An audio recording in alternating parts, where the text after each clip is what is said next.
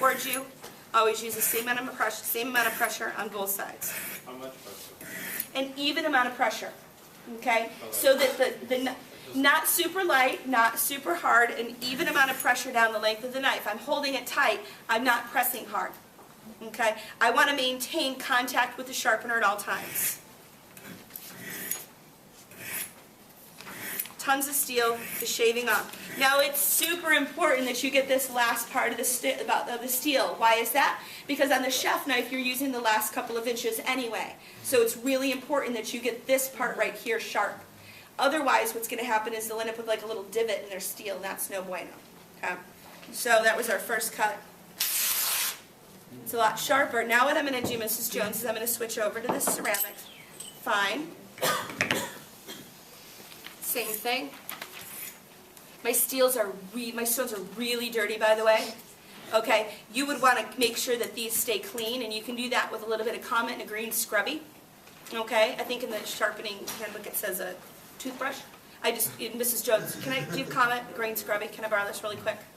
And just rinse them off. If you have an ultimate set to do, if you rinse them off, if you wash these off before you start an ultimate set, you will increase your efficiency magnitudes. You'll get done way faster. Okay. Can we ask why? Huh? Can I ask why? Why? Because there's a lot of steel that's on this stone, and it slows you down. So you get that steel off, and it increases your efficiency. It makes you go faster. So now I do this dry. Gio, come on in here for a second. Gio Grimes just came in here. He's the only rep that I've ever field trained with. He has a different method, and I really like his method. Cool. Okay? What are you doing? I love you, baby. I'm so glad that you're here. Okay, one of my best friends. And we went field training together in Washington, in Seattle, and I had a lot of fun. I drove each other nuts because he's a banker and I'm a builder. And I know, we really drove each other crazy. Yeah, I know, I'm a banker builder. So he has a really different method, and when I'm done with this, would you mind showing your method? Because I know there's a lot of different ways. And remember, there's no ego in sharpening a knife. I'm not saying that my method is the only method, okay? I know that it works, and that there might be another method out there. So if you've seen something and you get good results from it, by all means, if it's tried and true and if you feel comfortable with it, stick to what you know, right? But if you can improve, should you? Yes. Of course. So, what do you clean the white sticks with? the white and the gray sticks, Comet and a green scrubby. Yep. Yeah, any abrasive cleaner, any powder, yes. Why do you not use your wrist and just your elbow? First of all, carpal tunnel. Yeah, and also, watch what happens if I use my wrist. Angle. Does that seem as effective as... Right? Right. It's not ergonomic. It's going to hurt you long term. And this action right here is repeatable long term. So if you're doing a lot of knives, it's just going to be easier on you and better for the knives because it's continuity. Okay. Now the third step in sharpening this knife is going to be the handheld sharpener. Remember, we had coarse, we had fine, and now we have super fine. Super fine. If you don't have one of these, order it straight away. And so I like to introduce this to the customer. Do you have one of these, Mrs. Jones? You got a Homemaker Plus 8 set, and you say you don't have one of these? Actually, Mrs. Jones, you do have one. It's in the bottom drawer all the way in the back. And they look, and guess what? I am telling you, like 50 times I've done that, and it's always there, right? Okay, so Mrs. Jones, a little bit of thing, the head swivels, so if you're right or left-handed. There's little rubber soles in the bottom. What do you think those are for, Mrs. Jones? Right? So you can always use it flush on the counter, right? Very, very bad. Good. Always. Never, always. Do this on appointments. Can you explain why? Did you just come in? No. You were here? You said that before. Oh, right, you this? didn't explain Oh, this? why. Oh, because it can actually chip the stones. It's not meeting those stones with continuity. And you're hitting it with an uneven pressure, so it's actually going to do a wave down the entire length of the knife. That's why it gets all a little wavy. It's just there's no wave. There's no control over that. This is designed to be used on the board. An even amount of pressure. Remember what I said about when a knife goes dull, what does the customer start doing? They start pressing hard, right? Yes. Well, there's this little voice inside our head that says, knife dull, press hard. It's lying to you. Don't listen to it. Don't listen to it, right? It's lying to you. So you don't want to press hard with the sharpener because if you've got little burrs in it, you don't want to file them. You don't want to like scrape them off. You want to lightly just file it. Now, with these right here, only the people up here in front are going to be able to hear this, but I want you guys to be super quiet for a second. And I want to show you something that I affectionately call singing, okay? With these, once you do the triple, once you're getting ready to use the handheld sharpener, you already have a good edge on it, right? Now we're going to get a super fine edge. Customers will sometimes ask, well, how do I know when my knives are sharp enough? Right? You've heard that question. I have this sharpener. How do I know when they're sharp enough? Here's how you know with the straight edges, okay? And this is true for any of these food choppers. The first time I run this through, Mrs. Jones, it's going to sound flat and scratchy, all right? And then as I start pulling it through, it's going to get smooth and it's going to increase in pitch, okay? And you'll actually be able to hear it. So we're going to listen. Now as I'm sharpening, I'm also feeling for anything that might be catching. When you start sharpening with a fine edge, a fine sharpener, you're going to really feel any imperfection. So if you're not done sharpening this knife, you will feel it in the number 80 handheld sharpener. Okay? So let's be super quiet. And I know that you guys in the back might not be able to hear it, but if we're really quiet, hopefully you will. Oh. Use the mic, yeah. Tell you what, I make a lot of money and I'm smart. Thanks, baby. All right, now flat and scratchy. Flat and scratchy. It'll increase in pitch as it gets smooth. Ready?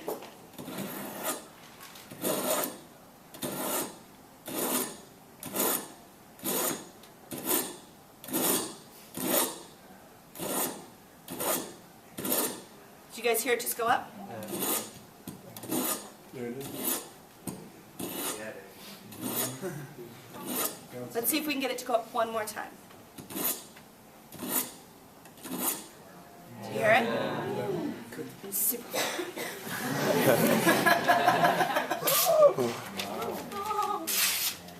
Yeah, baby. Okay?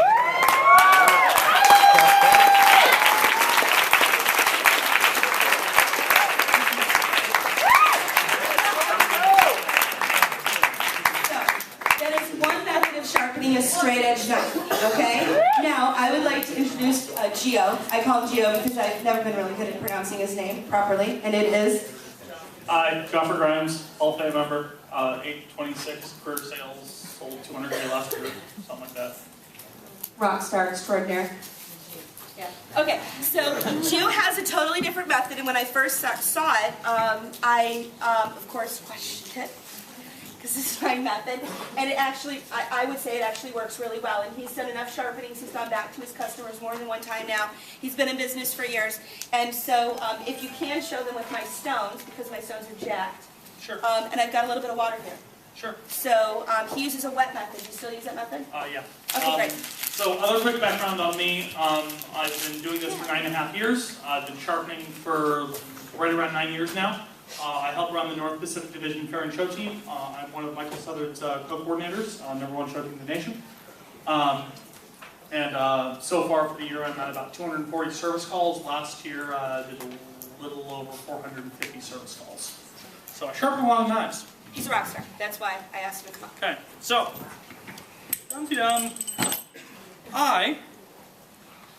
wow, these are, I know. Cool. So start with greystones. Flat sides, thank you very much.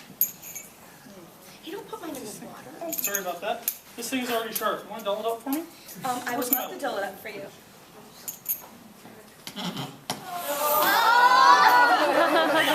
Honey, is this, whose knife is this, yours? That is my knife that I use on appointments. Tap it on the table. Oh, that's nice and On dull. video camera. Cool. Nobody saw that. Never sharpen with anything on my wrists, because it's just a pain. Handle this. You want want one. I know. So, once again, I'm using basically my arm. The knife is staying perfectly vertical. And you can tell I've kind of been doing this for a while. He presses a lot harder. right? And he's taking a lot of steel off. Why the flat side? More surface area, goes quicker. I can take care of an ultimate set in about 20-25 minutes.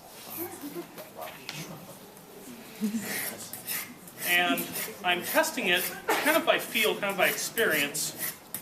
I'm sure Mindy has already taught you paper tests and other ways to test the knives and whatnot. But once I'm getting it to a certain point, I'm moving from the gray stones to the white stones. Once again, flat sides. Personally, the other reason I really like the flat sides is because if you're newer while sharpening, there's only one angle to maintain. Where on the points, if you're not as controlled while sharpening, there's 3 angles. There's that, and that, and you need to make sure all of them are correct. This is why I like the flat sides, because there's only that one angle. Okay?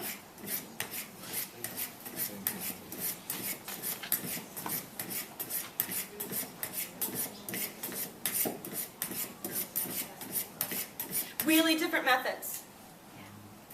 Really different Those methods. dry or wet stones too? These are dry.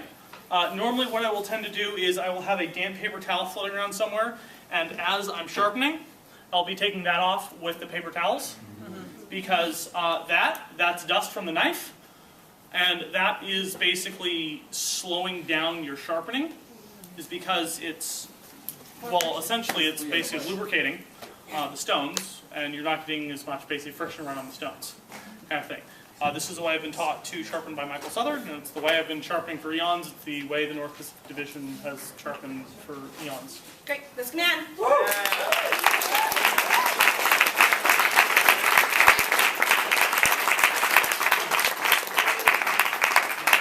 So there are different methods of sharpening. You can use what you've learned. What's most important is that you get the correct angle down the length of the knife on both sides evenly every single time. Okay? And that's what's important. You maintain that 15 degrees on both sides. Okay? So the last part of the sharpening process is the new number 82 sharpener. Who wants to see it in action? Yeah. So the new number 82 is a tungsten carbide.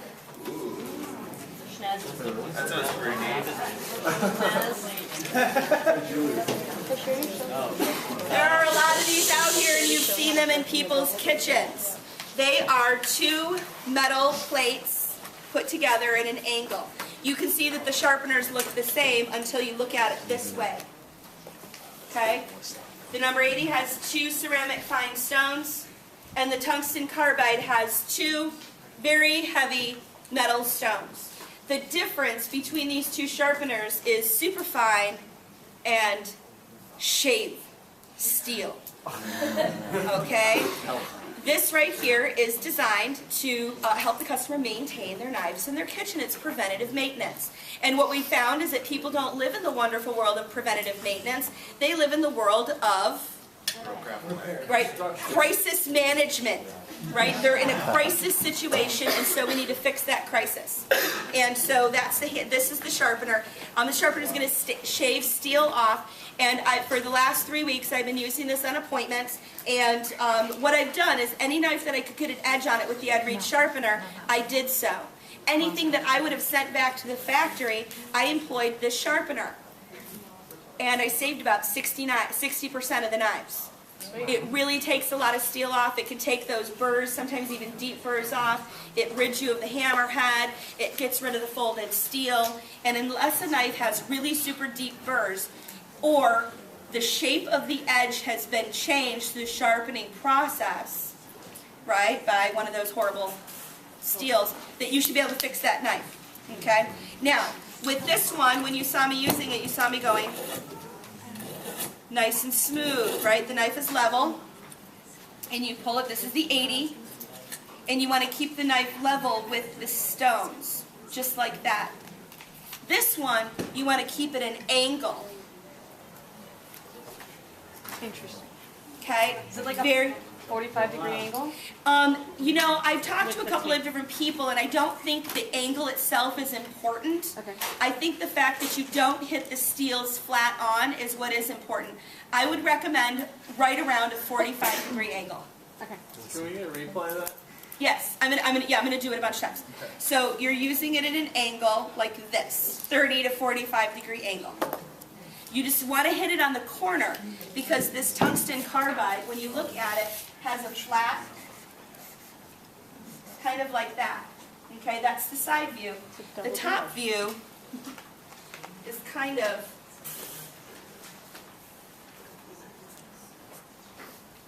right. It kind of looks like that.